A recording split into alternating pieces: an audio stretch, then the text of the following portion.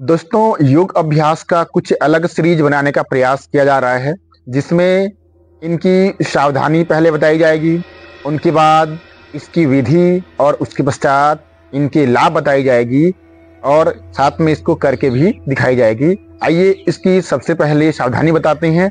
सावधानी बताने से पहले जो अभ्यास हम किए हैं उसका सबसे पहले नाम, ये जो अभ्यास मैं किया हूँ इसे कहते हैं पद्मासन। नाम है इसके पद्मासन। पद्मासन की सावधानी ये है कि जिनके पैरों में, घुटनों में मेजर सर्जरी हुई है, बड़ी सी बड़ी बीमारी हुई है, जिनको किसी प्रकार से मुड़ने में दिक्कत होती है या बैठने में दिक्कत होती है, उसे यह अभ्यास नहीं करनी चाहिए। विशेष तौर पे अपने जो चिकित्सक है उनसे परामर्श लेने के पश्चात ही अभ्यास करनी चाहिए, अन्यथा जो सामान्य व्यक्ति हैं उन्हें लगातार अभ्यास करनी चाहिए। ये रही अपनी सावधानी।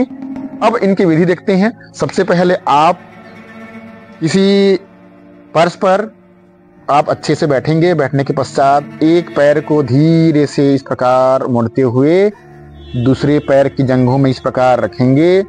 उसके पश्चात दूसरा पैर अपना जो जमीन में है उसको धीरे से इस प्रकार मोड़ेंगे, अपने पास लाएंगे और धीरे से ऊपर की ओर उठाने का अभ्यास और दूसरी जंघा पर इस प्रकार से धीरे से रखने का अभ्यास करनी है। जब अपने दोनों पैर अलग अलग दोनों जंघों के ऊपर इस प्रकार आ जाते हैं, तब हमारा अगला है सावधानी में, अपना विधि में अपना दोनों हाथ इस प्रकार दोनों घुटनों पर अपना हाथ सिद्ध रहेंगे। उसके पश्चात अपने जो कमर है, रीढ़ की हड्डी है, वो एकाएक सिद्ध, हमारी आंखें बंद। उसके पश्चात हम केवल धीरे धीरे से श्वास को लेंगे और छोड़ते रहेंगे, लेंगे और छोड़ते रहेंगे। लगातार इस श्वास की गति का हमें ध्यान रखनी है। दोस्तों, इस प्रकार से पद्मासन की जाती है। इनके लाभ आप स्वतः ही जान जाएंगे। सबसे पहले तो हम यहाँ पर रीढ़ की हड्डी को सिद्ध करके, कमर को सिद्ध करके बैठे हुए हैं, तो रीढ़ की हड्डी को लचीला प्रदान करती है, उन्हें मजबूती दिलाती है। हम अपनी आंखें बंद करके श्वास लेते और छोड़ते रहेंगे, जिससे हमें एकाग्रता या दिमाग में ताजगी, तेजी लानी है, उनमें फायदा मिलेगी।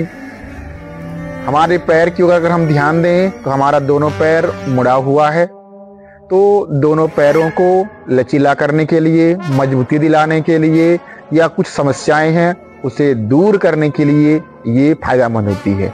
इससे भी सबसे बड़ी फायदा ये है कि हम जब इस अवस्था में रहेंगे और धीरे धीरे श्वास लेते और छोड़ते रहेंगे, तो हम पाते हैं कि हम विशेष ध्यान में रहते हैं, तो हम अपने शरीर को एक संतुलित अवस्था में ले जाते हैं।